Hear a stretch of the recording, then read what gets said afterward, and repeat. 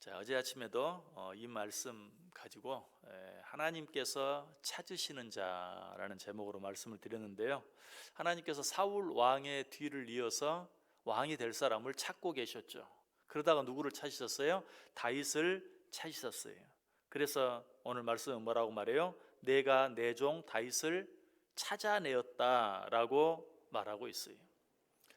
사울의 뒤를 이을 왕이 될 사람을 찾고 있던 하나님의 눈에 다윗이 띄게 된 이유가 무엇이었죠? 어제 아침에 두 가지 생각해 보았어요. 그 첫 번째 이유는 그의 성실함 때문이었다. 다른 형제들은 다 놀고 있었지만 다윗은 자기에게 맡겨진 일을 성실하게 감당하고 있었다. 양을 치고 있었다. 그래서 하나님이 다윗을 취하여낸 과정을 성경에서 뭐라고 말합니까? 내가 그를 양의 우리에서 취하였다. 무슨 말이에요? 자기 일에 최선을 다하고 있는 자리에서 취했다라고 일부러 말하고 있는 것이죠. 자, 또 한 가지 하나님이 다윗을 찾아내신 이유, 다윗이 하나님의 눈에 띄게 된 이유, 두 번째 이유는 무엇이었습니까? 그는 준비된 자였다. 여러 가지, 어떻게 보면 그가 살아가는데 필요 없을 것까지도 그는 귀에 있는 대로 모든 것들을 준비하고 잘 갖추고 있었어요. 그래서 그가 하나님께 찾아진 바 되게 되었다. 자, 이것이 다윗이 하나님의 눈에 띄게 된 이유 전부일까? 또 있어요. 하나님이 다윗을 찾게 되신, 다윗이 하나님의 눈에 띄게 된 또 한 가지 이유, 세 번째 이유가 있다면 그것은 무엇일까요? 어제 읽었던 사무엘상 16장 18절 끝부분에 나와요. 소년 중 한 사람이 대답하여 이르되 내가 베들레헴 사람 이새의 아들을 본즉 수금을 탈 줄 알고 용기와 무용과 구변이 있는 준수한 자라. 여호와께서 그와 함께 계시더이다. 자, 뭐라고 말해요? 하나님이 그와 함께 계셨다. 여러분, 그런데 이 말은 바꾸면 다윗이 하나님과 함께 했다라는 말이에요. 왜냐하면 하나님은 누구와 억지로 함께 하지 않아요. 하나님은 자기와 함께 하기를 원하는 자, 자기와 함께 하는 자와 함께 하세요. 그리고 누구라도 자기와 함께 하기를 원할 때 하나님은 결코 그를 내어 쫓지 않겠다고 말씀했어요. 그러므로 하나님이 다윗과 함께 했다라는 말은 결국 다윗이 하나님과 함께 했다라는 것이. 여러분, 하나님과 함께 하기를 원하십니까? 하나님과 늘 함께 살아가기를 원하세요? 여러분이 하나님과 함께 하면 돼요. 하나님은 그런 자를 절대로 내쫓지 않으시겠다고 그랬어요. 하나님 나와 함께 해주세요. 어쩌면 그렇게 말할 필요도 없어요. 내가 하나님과 함께 하면 하나님은 저절로 나와 함께 하시게 되어 있어요. 자, 그런데 하나님과 함께 한다는 것은 무엇일까? 너무 쉬워요. 우리가 이미 너무나 잘 알고 있는 것이 하나님과 함께 하는 것, 하나님과 이야기를 많이 하는 것이, 하나님께 내 모든 사정을 기도로 아뢰는 것이. 여러분, 내가 누구와 함께 한다, 나는 그 사람과 늘 가까이 함께 한다, 무슨 의미입니까? 그 사람과 늘 대화한다, 내게 무슨 일이 있든지 그 사람에게 다 이야기한다 하는 것을 말해요. 하나님과 함께 하는 것은 우리의 모든 삶 속에서 하나님께 나의 모든 것들을 기도로 아뢰는 것이. 시편 145편 18절의 말이 여호와께서는 자기에게 간구하는 모든 자, 곧 진실하게 간구하는 모든 자에게 가까이 하시는도다.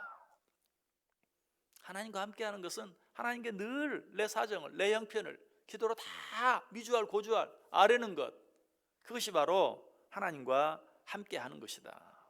여러분, 나 그 사람과 늘 함께해, 나는 그 사람과 항상 무엇을 하든지 같이 해. 여러분, 그렇게 말할 때 제일 먼저 의미하는 게 뭐예요? 나는 그 사람과 이야기를 항상 많이 해. 일주일에 한 번도 그 사람과 이야기하지 않는다면 우리는 나는 그 사람과 함께 한다, 나는 그 사람을 가까이 한다 라고 말할 수 없는 것이죠.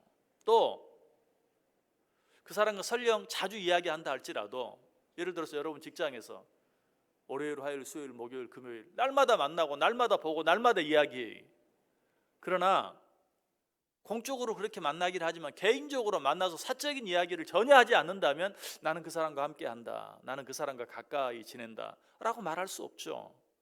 내가 어떤 사람과 함께하고 내가 어떤 사람과 가까이 지낸다는 것은 공적으로 만나서 뭐 여러 가지 일 때문에 날마다 이야기도 하지만 그것뿐만 아니라 개인적으로 1대1로 회사가 끝났는데도 오늘 가다가 우리 차 한잔 마시고 갈까? 오늘 저녁 식사라도 같이 할까? 1대1로 만나서 이야기할 때 비로소 나는 그 사람과 가깝다, 나는 그 사람과 함께한다 라고 비로소 말할 수 있는 거죠. 사실 기도라는 것도 그래요. 얼마나 우리 신앙생활 자체가 기도잖아요. 예배 한번 드리면 몇 번이나 기도를 합니까? 뭐 시작하는 기도부터 시작해서 여러 가지 많은 기도들을 합니다. 그러나 그걸 가지고 내가 하나님과 함께 한다, 하나님을 가까이 한다 라고 말할 수 없어요. 왜? 개인적인 대화가 없다면. 하나님과 오직 나만의 개인적인 그런 대화가 있어야 돼. 그런 기도가 있어야 돼. 사실 어쩌면 그런 의미에서 이 새벽 시간은 정말 귀한 시간이고 하나님과 함께 하기 위해서 어쩌면 가장 중요한 그런 시간 가운데 하나라고 볼 수 있어요. 왜? 주일에 와서 하나님 앞에 예배하면서 기도한다? 물론 귀하고 좋아요. 그러나 아까 말씀드렸죠. 일주일에 한 번 만나서 이야기하는 사람, 그것도 개인적으로가 아니라 공적으로, 그런 사람은 가까이 한다, 함께 한다 이렇게 말할 수 없죠. 그러나 매일 하나님과 개인적으로 1대1로 대화하는 것, 그렇게 할 때 우리는 비로소 하나님과 함께 한다, 기도한다 라고 말할 수 있죠. 물론 새벽 시간 하나님 앞에 나온다, 이것으로 충분하다는 얘기는 절대 아니. 어쩌면 이것도 공적인 시간이 될 수 있어요. 여러분이 개인적으로 기도의 골방에서 하나님과 대화하는 그 시간이 있을 때 우리는 진정으로 하나님과 함께 한다, 나는 하나님과 가깝다 라고 말할 수 있는 것이죠. 자, 그런데 하나님께 기도로 내 모든 사정을 아뢰는 것으로만 내가 정말 하나님과 함께 할 수 있을까? 그렇게 하고 있다면 내가 정말 하나님과 함께 하는 것인가? 여기서 한 가지 우리가 조심해야 될 것은, 내가 하나님께 내 모든 사정을 기도로 아뢰는 것만으로는 하나님과 함께 하는 것 부족할 수 있어요. 자칫 잘못하면 그렇게만 해가지고는 하나님과 멀어질 수도 있어요.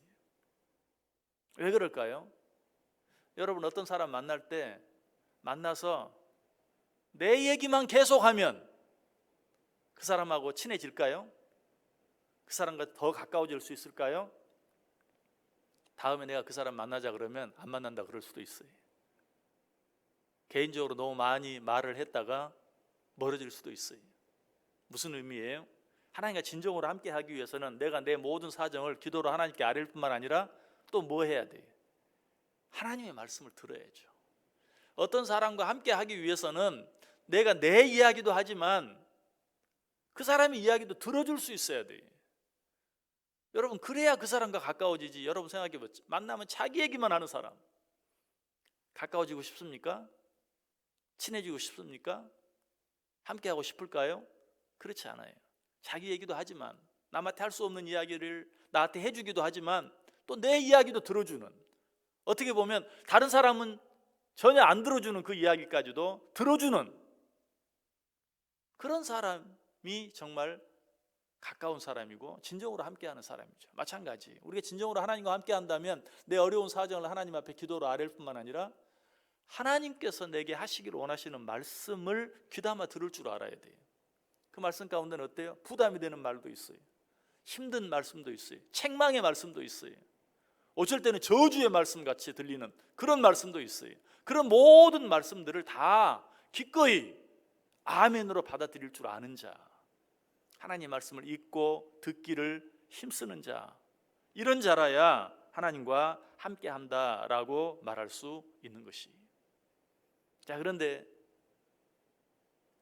하나님과 함께 하기 위해서는 하나님께 내 모든 사정을 기도로 아뢰어야 된다, 내 모든 사정을 말씀드려야 된다 뿐만 아니라 하나님께서 내게 하시기를 원하시는 말씀을 귀담아 들을 줄 알아야 된다 라고 말씀드렸는데, 굳이 이 두 가지를 얼마만큼 해야 좋을까?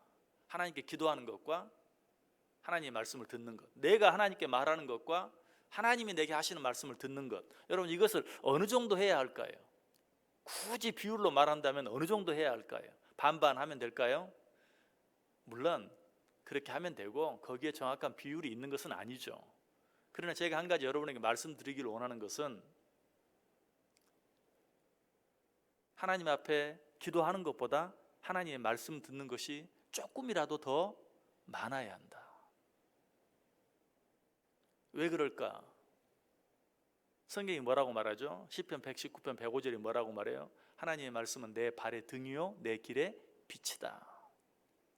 하나님의 말씀을 듣지 아니하고 기도만 하면 잘못되기 십상이. 여러분 틀림없이 여러 번 보았을 거예요. 기도 많이 하는데 잘못된 길로 빠져버리고만. 왜 하나님께 기도 많이 하는데 잘못된 길로 빠지게 될까요? 우리의 빛이 되고 우리의 등이 되는 말씀이 없을 때 기도하다가 잘못된 길로 빠지기 쉬워요. 그러므로 이 두 가지는 항상 같이 있어야 돼요. 굳이 말한다면 하나님의 말씀을 더 많이 들어야 돼요. 하나님의 말씀을 읽고 듣고 그리고 하나님께 기도해야 돼요. 말씀을 붙잡고 기도하는 것이 가장 좋아요. 그래서 아마 그런 말씀은 여러 번 드렸을 거예요.